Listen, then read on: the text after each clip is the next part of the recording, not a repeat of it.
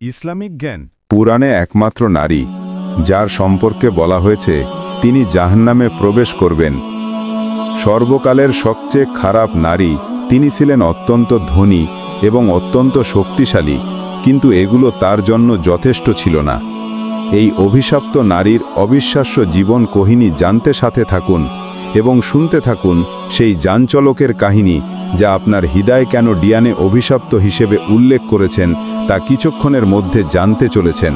তাই আমাদের সাথে থাকুন এবং শুনতে থাকুন সেই যানচল লোকের কাহিনী যা আপনার হৃদয় কেন ডারা নিয়ে তিনি বড় হয়েছিলেন প্রাচুর্য আর মর্যাদা মাঝে, কিন্তু এই উচ্চ মর্যাদা তার অন্তরকে ভালো করেনি। শৈশব থেকেই তিনি ছিলেন উচ্চাবিলাসী, অহংকার এবং ক্রোধে ভরা। অল্প বয়সে তিনি বিবাহ বন্ধনে আবদ্ধ হন আবু লাহাবের সাথে, যি তার সম্পদ উম্মে জামিলকে, যিনি অহংকার আর বিলাসিতা পছন্দ করতেন, অপরিসীম আনন্দ দিয়েছিল। আবু লাহাব ছিলেন কুরাইশের বিখ্যাত ব্যবসায়ী, যার বাণিজ্য ছড়িয়েছিল দূর দূরান্তে। উম্মে জামিল এই সম্পদ ব্যবহার করে মক্কার সবচেয়ে আলোচিত নারী, তীক্ষ্ণ জিহ্বা, তিনি তার চারপাশের নারীদের উপর প্রভাব বিস্তার করতেন, ভূত ছড়াতেন। যাকে ঘৃণা করতেন তার নাম নষ্ট করার চেষ্টা করতেন। এই কাজ তাকে আরও গর্বিত করত, কিন্তু আসল সত্য ছিল তিনি ভয় পেতেন তার ক্ষমতা আর মানুষের সম্মান। উম্মে জামিল ছিলেন তার গোত্র আর স্বামীর মর্যাদা ধরে রাখার জন্য আচ্ছন্ন। তার কাছে সবচেয়ে গুরুত্বপূর্ণ ছিল কুরাইশের নেতৃত্ব, বিশেষ করে উমাইয়া পরিবারের প্রভাব। কিন্তু একদিন মক্কার বাতাসে এমন এক খবর ছড়িয়ে পড়ল যা তার অন্তরে বড়লা। রাসূলকে উম্মে জামিলের জন্য এই কথা ছিল ঝড়ের মতো। তিনি নবীর পারিবারিক বংশ ভালোভাবে জানতেন। তিনি ছিলেন হাসিম পরিবারের, যা কুরাইশের একটি শক্তিশালী শাখা। কিন্তু যদি তিনি সত্যিই নবী হন, তাহলে তার ক্ষমতা কি বিপদে পড়ে না? তা ঝড়ে কুরাইশের শাসন ভেঙে যাবে আর তার গর্বের জগৎ ধুলায় মিশে যাবে। তাই তিনি ইসলামের বিরুদ্ধে লড়াইয়ে নেমে পড়লেন, প্রথম নারীদের একজন হিসেবে।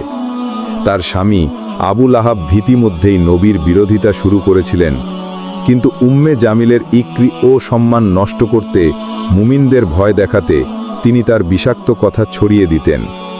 মক্কার শুরু গলিতে, বাড়ির উঠোনে, কাবার চারপাশে। তিনি ছিলেন শুধু একজন শত্রু নন, তিনি হয়ে উঠেছিলেন ফিতনার কারণ। কিন্তু তার আসল যুদ্ধ তখনও শুরু হয়নি।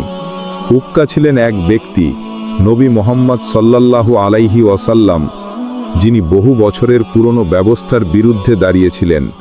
আর উম্মে জামিল এই নতুন দিনের বিস্তার রোধ করতে যে কোনো কিছু করতে প্রস্তুত ছিলেন। প্রথমে তিনি এটিকে গুরুত্ব দেখা। নারীদের ওপর তার প্রভাব ছিল অপরিসীম। তার একটি কথা শহর জুড়ে ছড়িয়ে পড়ত দ্রুত।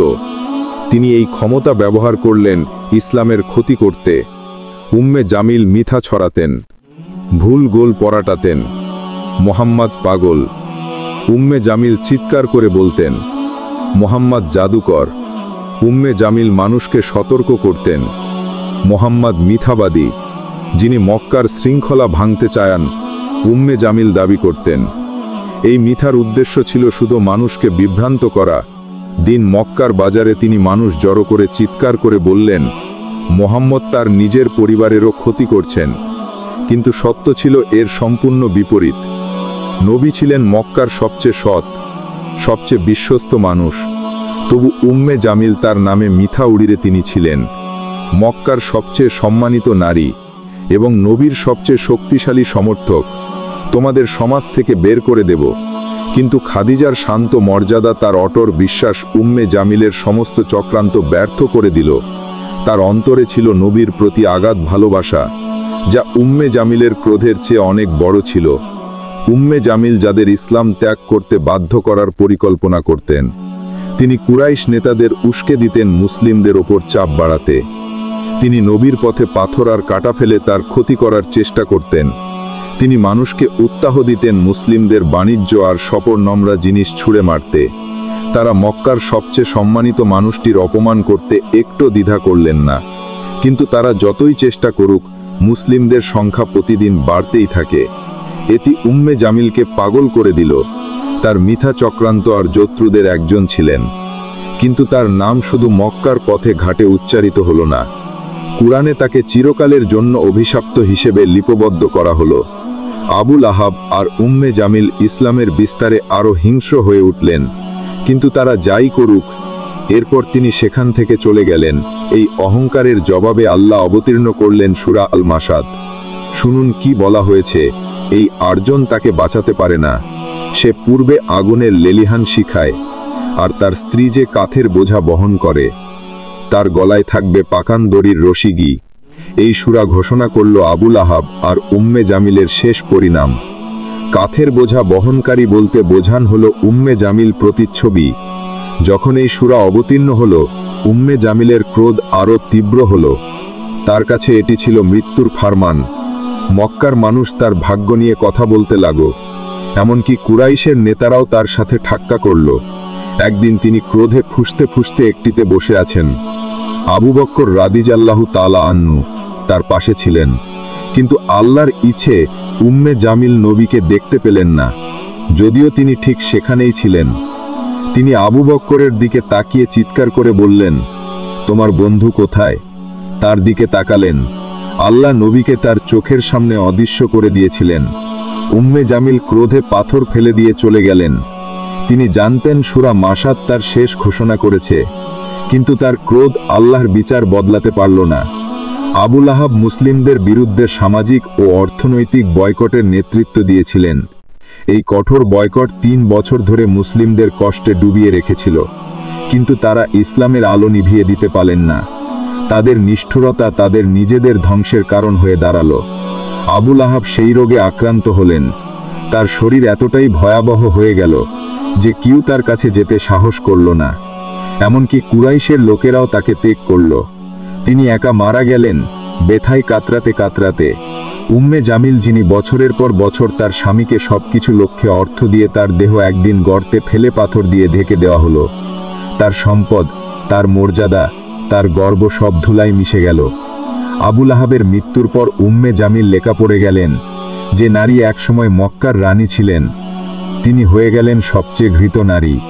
তার চুল এতটাই পরিবর্তন হয়ে গেছিল যে কেউ তাকে চিনতে পারত না, কেউ তাকে প্রাণীদের মতো মনে করত। কিন্তু তার মনের ভিতরে তখনও একই ঘৃণা ছিল। তার মনে শুধু একটাই চিন্তা ছিল, কি করে মুসলিমদের ক্ষতি করা যায়। তিনি উপলব্ধি করতে পারছিলেন না যে তিনি পরাজিত হয়ে পড়েছেন। তবু তিনি থামলেন না। তিনি মুসলিমদের বিরুদ্ধে ঘৃণা ছড়াতে থাকলেন, কিন্তু সময়ের সাথে তিনিও দুর্বল হয়ে পড়লেন। তার শেষ এলো নির্মমভাবে।